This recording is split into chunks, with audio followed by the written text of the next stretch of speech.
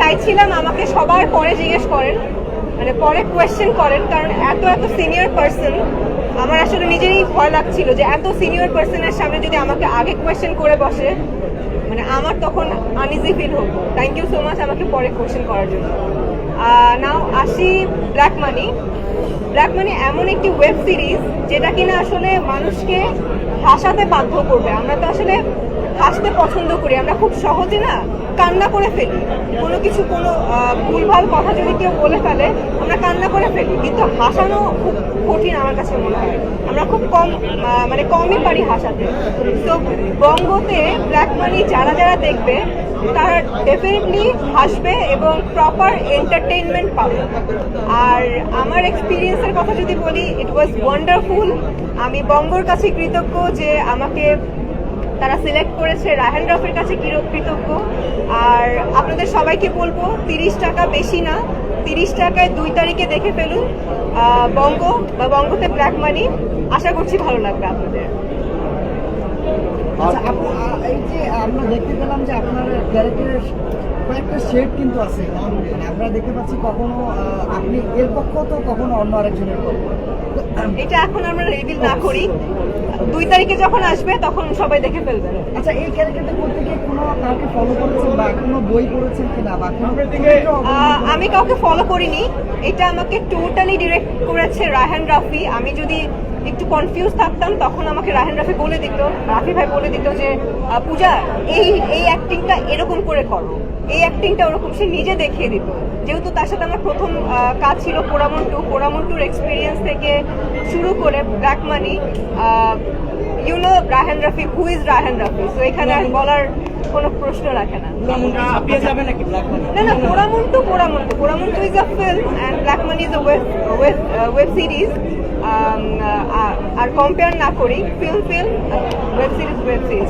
তারপরও সিরিজটা দেখে আমার কাছে মনে হয়েছে আমি একটা সিনেমায় দেখেছি।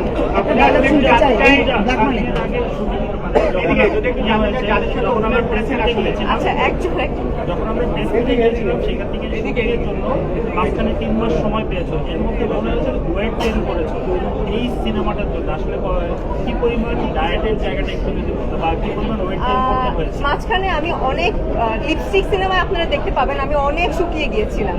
বাট ব্ল্যাক মানি যখন অফার আসলো, রাফি ভাই যখন বললো যে এই সিনেমাতে তোমাকে একটু জাস্ট ওয়েট গেইন করতে হবে, আমি যেই মেয়ে খেতে পছন্দ করি না নন স্টপ খেয়ে গেছি। নন স্টপ ভাত খেয়েছি, ভাত মানে কোনো লিমিটেশন রাখিনি, খেয়ে গেছি। যখন দেখেছি যে না প্রপার মোটা হয়েছি এবং আমাকে দেখতে মোটা লাগছে, ওকে তুই করে বলেন, আমি তারপরে হ্যাপি হব। মানে সে মানে আর তুই তো দূরের কথা, সে তুমি বলতেও লজ্জা পাচ্ছি। যদি একটু জানতে চাই, আপনার গানটা যে গানটা রিলিজ হয়েছে আসলে গানটা শুনে এবং ট্রেলার থেকে অপুদি খুবই প্রশংসা করেছে এবং তিনি লিখেছেন সেই জায়গাটা একজন ইন্ডাস্ট্রির পার্সন আমরা সবাই, একজনের প্রশংসা করা কিংবা একজনকে ইন্সপায়ার করা, এটা আসলে আমাদের সকলেরই দায়িত্ব। আমার যদি কারো গান ভালো লাগে আমি ইন্সপায়ার করব, আমার গান কারো ভালো লাগলে তারা ইন্সপায়ার করবে, এটাই আসলে হওয়া উচিত। আমরা একটা প্রশ্ন, খুব বোল্ড একটা ক্যারেক্টার ছিল, এটার জন্য প্রিপেয়ার ছিলেন কিনা? আমি তো সব ক্যারেক্টার করার জন্য প্রিপেয়ার, যেটা আসলে ভালো সেটা আমি লুফে নিতে পছন্দ করি। একবারে বছরের শেষে আপনার কন্টেন্ট আসলো, বছরটা কেমন গেল সব মিলে আপনার কাছে? বছরটা ভালো গেছে, সবকিছু মিলিয়ে ভালো গেছে। একটা জিনিস খারাপ, সেটা হচ্ছে আমার মা চলে গিয়েছে এই বছরে। তারপরও তার আশীর্বাদ আছে দেখেই আসলে বছরটা শেষ করতে পারছি এরকম একটা সিরিজের মাধ্যমে। নতুন বছর নিয়ে কোনো পরিকল্পনা আছে কিনা? কাজ দেখা যাক, আপনাদের সবাইকে বলে দিব নতুন বছরের পরিকল্পনা, অবশ্যই ভালো কিছু হবে। হ্যাঁ বলেন। সিরিজটা দেখবেন 2 তারিখে, তারপরে বুঝতে